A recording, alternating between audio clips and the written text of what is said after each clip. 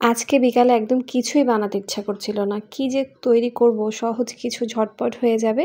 তো অনেক ভেবে ভাবলাম আচ্ছা ডিম তো ওরা পছন্দ করে। ডিম দিয়েই কিছু একটা তৈরি করে দিই। তো ডিমগুলোকে সিদ্ধ বসিয়ে দিয়ে এদিকে আমি সালাদ কেটে নিচ্ছি। এখানে টমেটো, শসা, পেঁয়াজ, কাঁচামরিচ, ধনেপাতা কুচি।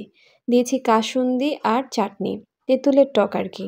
লবণটা একটু বুঝে দিতে হবে যেহেতু চাটনিতেও লবণ আছে আবার কাসুন্দিতেও কিন্তু বেশ খানিকটা লবণ থাকে তাই একটু টেস্ট করে বুঝে নিবেন।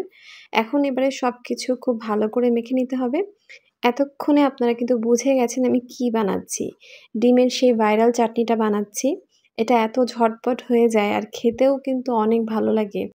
টক, মিষ্টি, ঝাল, সালাদ সবকিছু মিলেমিশে একদম একাকার। তো এই যে আমি ডিমটাকে ছুলে নিয়েছি, এখন মাঝখান দিয়ে কেটে তৈরি করে রাখা সেই সালাদটাকে দিয়ে দিব। চাইলে ওপর থেকে আবার একটু টক দিয়ে দিতে পারেন, অর্থাৎ তেঁতুলের চাটনিটা, এতে করে খেতে আরও বেশি ভালো লাগবে।